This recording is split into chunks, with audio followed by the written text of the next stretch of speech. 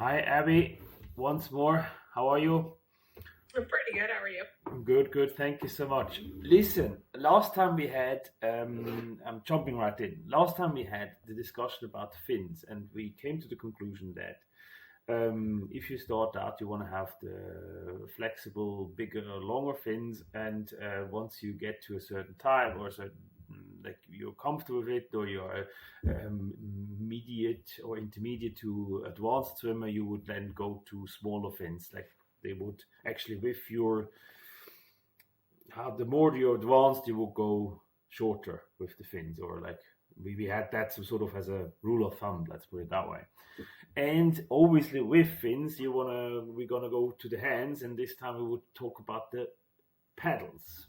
First of all, do you like paddles? And secondly, how is the rule of thumb? What do you think about them? Yeah, so I do like paddles, but paddles more so as like resistance training compared to fins, where they're more of like assistance, but can sometimes have some resistance like features to it. Um, Personally, I have a shoulder injury, so when I swim, I don't use a ton of paddles now. But when I grew up and was competitively swimming, I did a lot of pulling, freestyle, and butterfly with paddles, to work on my catch and just like the feel for the strokes. Yeah, yeah. So, I mean, for me, it was, I mean, yeah, for me, the paddles is the one love I have in the pool. Let's put it that way. If you can, fins are okay, and every now and then you like when you speed up a bit, but for the paddles, yeah, I mean, I'm more on the Ledecky side, you know.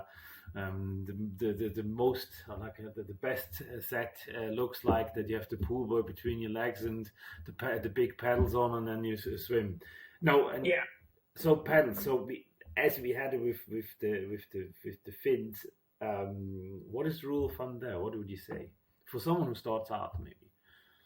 Yes. So if you're an adult athlete, I do think that you can get in the pool, hop in, get some paddles that are like kind of a little bit bigger than your hand size, and you can start there.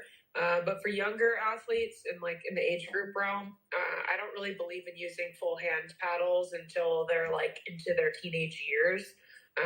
Some of that is just due to like the stress a paddle can add to the smaller bodies. And then also like kind of fin-esque, I do think the paddle can kind of fake good technique or make it seem like there's good technique going on, especially when you use the ones that have the like the straps where it's over your fingers and then one over your wrist. So even if you're entering poorly or doing some big technical errors, you're still going to pull well once you get your hand under the water. That I don't love that for younger kids because you're kind of teaching and reinforcing bag technique through the paddle. I like that. I like that actually, especially also that you separate it for let's say grown-ups and teenage or like youngsters who start out. I like that, especially the one with faking it. And so I was taught the first thing our coach would do when we got paddles he would have just the one in the middle finger, like for the middle finger, and then he would take off the strap below it. So if you have a paddle, obviously it comes with two straps here. He would take off the other one and says, no, no, no, we swim there. There's also drills where you would have the paddles even with no strap and just hold it, and then once you get to the end of the stroke, you would put the thumb in and then lift it over and then swim like this. That is also something we did, because if you did something wrong, obviously the paddle would go fly away. Like, and Yeah. it's a similar thing as the paddle which you would put in front of your head, just that you have the rotation around the long X, right? Or the just the head rotation like this. Yeah. And the paddle would stay there, because if you lift it, then obviously the paddle will go flying again, and that's for the paddle, right? Yeah. Yeah. And also the grown-ups, obviously, with having a, yeah, rather have it start when you start off there. It's different than with the fins. We would have rather smaller paddles, hand size or a bit bigger. And then once you're more advanced and you really use it as training, for example, like a Katie Ledecky or so, or like, yeah, even me, then you can even go large. But you need to be sure that you have a proper body rotation and shoulder rotation, and you doing the stroke properly. If you're not sure, forget about going big on that, I think. Yeah, I do think that I almost feel like because the muscles around the shoulder and the arm are smaller than the legs, that you're stressing the arm too much with bigger paddles too early, you're going to get an injury response faster. Probably will with your lower body. So yeah, I do like paddles. I mean, there's all different kinds of paddles. You've got paddles that fit to the palm. You've got bigger paddles. You got paddles that like contour to the palm of your hand. Fingertip paddles. Like there is inundated amounts of paddles. But I just like your traditional, like it's just flat. It's a little bit bigger than my hand. There's a little place for your thumb. Just like you had said, one around your middle finger. Those are like my favorite style of paddles. Funny that you say that. I had a conversation about the paddles with Jan Wolfgarten, the guy I usually also talk here on that format, and he said the same thing. He said the same thing about, there's so much out there, but all like in the end, flat paddle. Yeah. Speedo has them, Tier has them, Arena has them, Finis has them, you name it. The other ones, if you don't know what the paddle can solve, forget it. Yeah, and I feel like a lot of the like fancier paddles have just come up for more of a marketing purpose, but they've tested the contour paddles, whether that actually is able to produce more force than a flat paddle. And they've seen no difference in that. I do like fingertip paddles for like the little ones, which are just this one's I appreciate those. I think that they have a purpose more technically than like power production. It's more of like, where are your fingertips? So for younger kids, those are the paddles I would use first. Yeah. But yeah, I wouldn't mess around with getting fancy ones unless you're just looking for like a specific color or pattern or something. True. I think we can categorize it in that sense. There's two ways. Either you use the paddle for training, or to get stronger and get fitter and whatever. That is one thing, purpose of the paddle, and the other purpose is more for the technique. Yeah. And if it's geared towards technique, you need to see that it needs to show you. The paddle needs to show you. I mean, if you can agree, like the paddle needs to show you how the movement needs to be done properly in front. And you need to get the feel of a high elbow catch and catch that water and actually push it back. And there, the paddle is the tool for it. If you go like me and you need to, or Ledecky, or you name it, all these people, like the pros, there it is more the enhancement, and always they go big because they need to be able to, they already have a high elbow catch, or they have already the catch, and then they can pull through, and there it's actually building muscles and going forward. But as we all know, when you're young, you're not going to go and gear up for building muscles. You want to gear the proper movement, the technique when you're younger as well. So I guess we put it there. And the other thing was, which I said, what I wanted to say was, the rule of thumb for grown-ups is first start with small ones, and then once you have the technique and once you know why it's there for, maybe then go bigger. But before that, leave it, because you destroy more than you can actually gain. Yeah, and I would say out of your workout too, if you put a percentage of how much you should use paddles to a total workout, I say not over 30% of the workout should have. Yeah, that makes sense. Yes, you could. Yeah, it makes sense. I would use it a bit more, but that's more for me, not for. And I would say I'm a seasoned swimmer, I guess. Yeah, I'm a seasoned swimmer. Let's put it that way. I don't know how you can call it. Anyway, I've swam for a long time. So paddles, great. Other tools you would suggest? Other tools you would take? So we have fins. Obviously, one must have tools in a bag. Let's take the bag. So we take a swim bag. After your goggles and your swimsuit, we have fins. I would say that belongs in that bag, and then paddles. They belong in that bag too. They have their spot. What else would you put into a bag? Yeah, the three other things I prominently have are a kickboard, or like kicking with a board. I like a snorkel. I love using actually a paddle with snorkel and then a buoy, like that 3 combo, and then like taking one out. I like doing that as well, going into like more swimming with and then a pull buoy. And the buoys are I get a lot of questions. I don't know if you get this too on like what style of buoy we should use, because there's like the buoys that are really thick and heavy, and then there's like the really thin, small buoys that people have like ripped layers off of, and then there's ones that have wider sides and smaller sides that I think people, just like the paddles, are like, what are the purpose of these like different styles of pull buoys? Yeah, I get this question too, and also in that other call which I made, we had that too. There are two types of buoys which you could look at. One is the normal shape one, like not too big and not too small, and like the round shaped ones. And then the other one would be, so this is the standard one. You get it. They are blue and white. There are stripes, blue and whites, or everyone will now realize which one I mean, or what's it? The other one is black and yellow. Just a normal shape buoy, like really this oval thing. And then the other ones would be the pool kick, which is like a hybrid between a kickboard and the buoy, right? So you have or a pool boy as the other word would be. So you have these kind of pool boys. The rest, if it's too big, then it's uncomfortable. I think it's too far, too wide. It's uncomfortable, and just easy. Nothing too fancy. I think. Yeah. I'm not a huge fan of those pull kick ones. I know Arena sent me one recently, and we had a kid who I swam with in college that's all he ever used. He'd kick with it and then put it in for the pulling, and loved it. And then eventually our college coach was like, "Why aren't you using that? What's the purpose of that?" Because he liked the length of a traditional kickboard better than the length of, it's technically smaller when it's the pull kick style.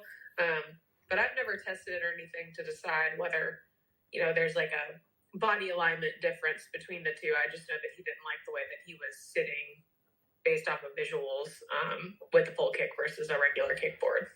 I mean, it's smaller, right? It's the same thing as people come to me and say, "Oh, I take the smaller fins because it's nicely into my bag when I go work, and the bag is not so." And I say, "Yeah, how good are you a swimmer? If you're just a triathlete who just starts out." You need to get the big fins, because even if it's compact and small, they won't help you. And with the pool buoy, like there, I guess it's a bit different, because if you have the pool kick, that for travel I would prefer that. But just go classic. I have a pool buoy and the board, which is proper long.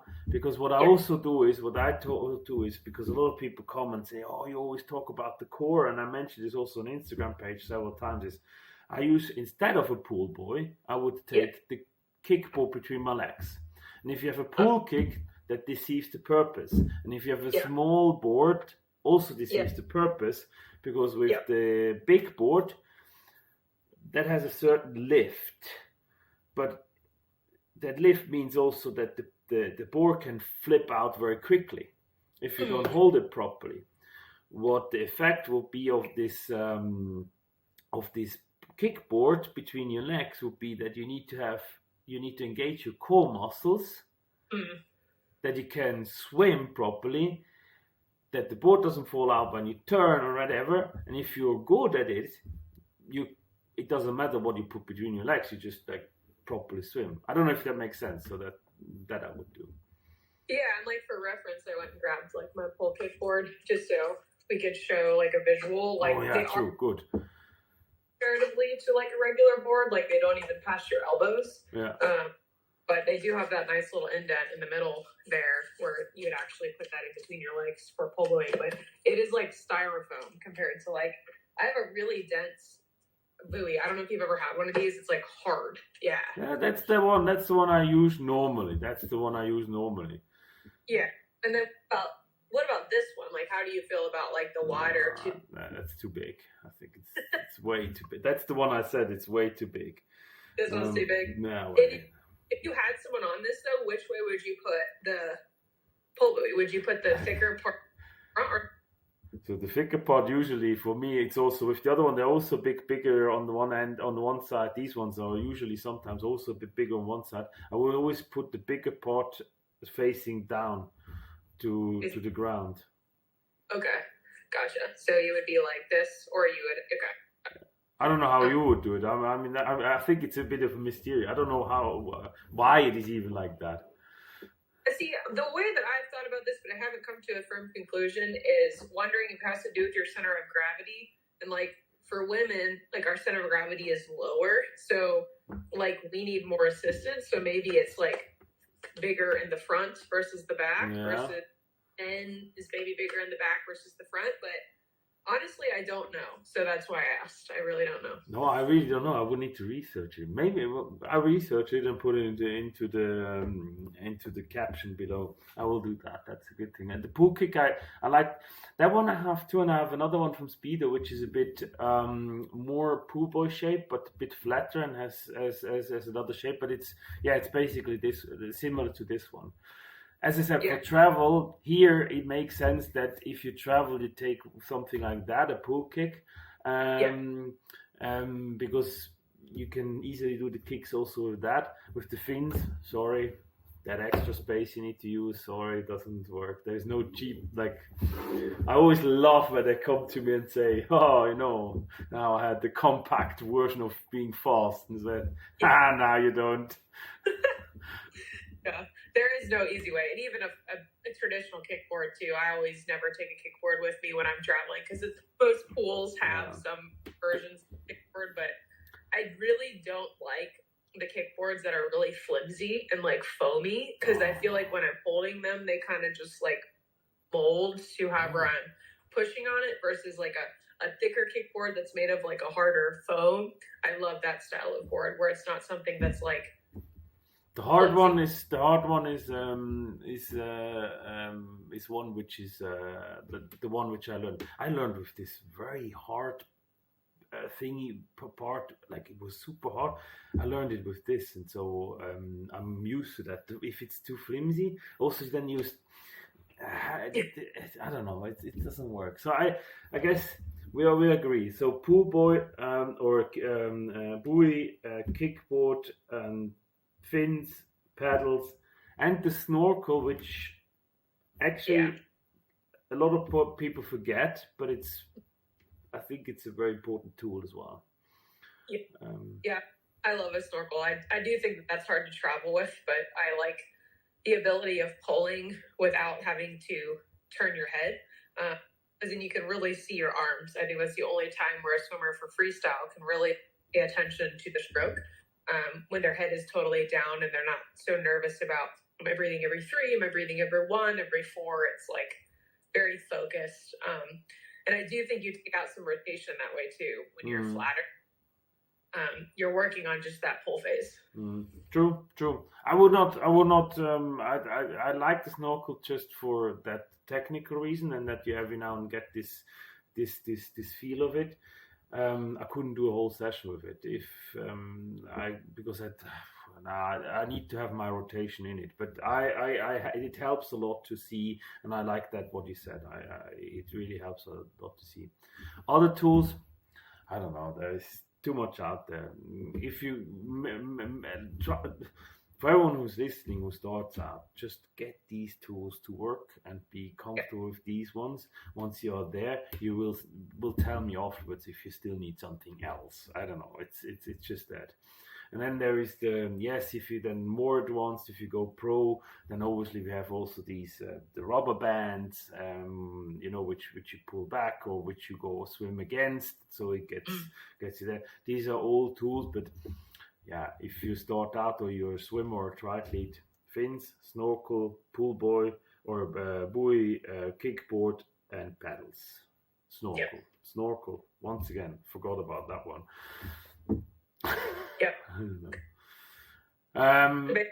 The top 5 essentials. Good. That's a good one. We link them in the caption below, so everyone knows. And I will find out about that, why it's bigger on one side and why not. I don't really know. I have no clue about that. TV. I will do that. So we concluded with that. Thank you very much for the call, and let's find another topic we can talk about and knock ourselves out in that sense. Sweet. Thank you.